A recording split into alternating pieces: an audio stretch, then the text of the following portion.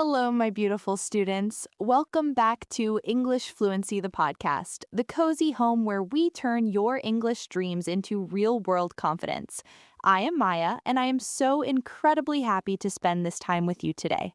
And I am Liam. Hi, everyone. If you are here because you want to sound more natural, more professional, and more you when you speak English, you are in the perfect place. Maya, I'm excited about today's topic because it's something we use almost every single day of our lives. It really is, Liam. Today, we are answering one of the most common questions in the human language. What do you do? We are going to learn how to talk about your job in English. This isn't just a list of words, it's a complete guide with real life examples, common mistakes to avoid, and some fun practice at the end.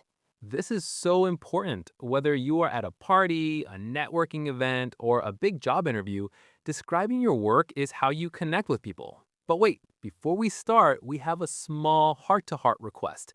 If you find our lessons helpful, please take a second to give this video a big thumbs up.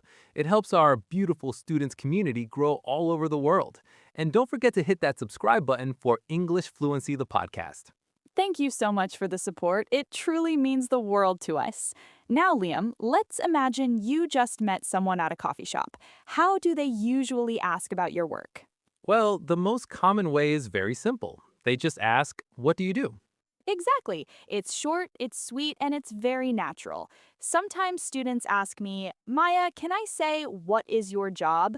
And I tell them, yes, you can, but it sounds a little bit like a police officer asking for your ID. It's a bit formal. If you want to sound like a friend, stick with, what do you do, or what do you do for a living? What do you do for a living? That's a great one. It sounds very native. So, how do we answer? The most basic formula is I'm a or I'm an plus your job title. For example, I'm a teacher or I'm an engineer. But here's a secret for our B2 learners. Don't just stop at the title. Add a little flavor to your answer. I like that. Instead of just saying I'm a nurse, you could say I'm a nurse. I work in a busy hospital in the city center. Exactly.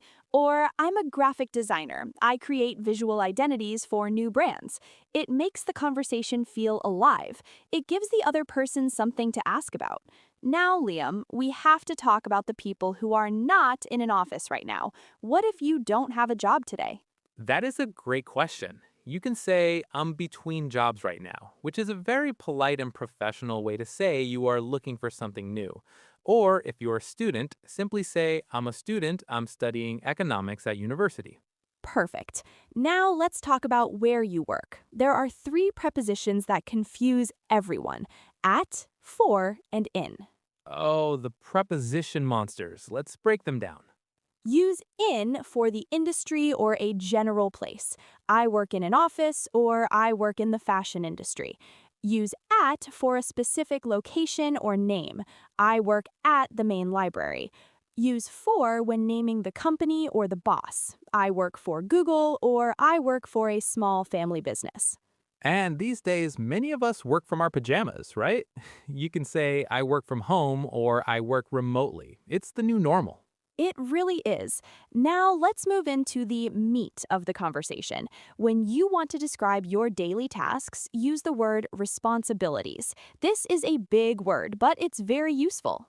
My responsibilities include managing a team, answering emails, and solving problems. Notice how I used ing after the word include. That's a great grammar tip for you. Yes, or you can say, my main task is to. For example, my main task is to ensure our customers are happy. It shows that you have a clear goal at work. Now, let's talk about the people around us, your colleagues or coworkers. Maya, do you like working with a big team? I love it. I enjoy working with people who are supportive. You can say, I have a great relationship with my colleagues, or I report to a very inspiring manager. If you're the boss, you can say, I manage a team of 10 people. And what if you're your own boss? Then you are self employed or a freelancer. You can say, I run my own business, which sounds very confident and strong. Now, let's get into the real talk section. Not every day is perfect at work, right? We have things we love and things that make us feel a little stressed. That's true. When someone asks, "Do you like your job?" you can be honest but professional. If you love it, say, "It's very rewarding." This means it makes you feel good inside because you are helping or creating. But if it's difficult, don't say, "I hate it." Instead, say, "It can be quite demanding," or "The workload is a bit heavy right now." This sounds much more professional and sophisticated. I love that. Demanding is such a high level word. It shows that you work hard, but you aren't just complaining. Now, Liam, we have to cover the danger zone, the common mistakes. Oh, I'm ready. What is mistake number one? Confusing job and work. Remember, job is a count noun. You can have one job or two jobs. Work is usually an uncountable noun or a verb. You say, "I'm going to work," not "I'm going to my job." Though people will understand you, it sounds a bit strange. And don't forget the a or an. Never say I am engineer. Always say I am an engineer. That tiny word makes a huge difference in how fluent you sound. Exactly. Now let's do some real practice. We're going to do a role play. I will be the interviewer and Liam will be the candidate applying for a job. Listen for the phrases we used. I'm ready. Let's do it. Good morning, Liam. Thank you for coming in. Can you tell me a little bit about what you do currently? Good morning. Currently, I'm a project manager at a tech startup. My main responsibilities include coordinating between the design and development teams. I've been in this role for 3 years and I really enjoy the fast paced environment, but I'm looking for a new challenge. That sounds impressive. And where do you see yourself in 5 years?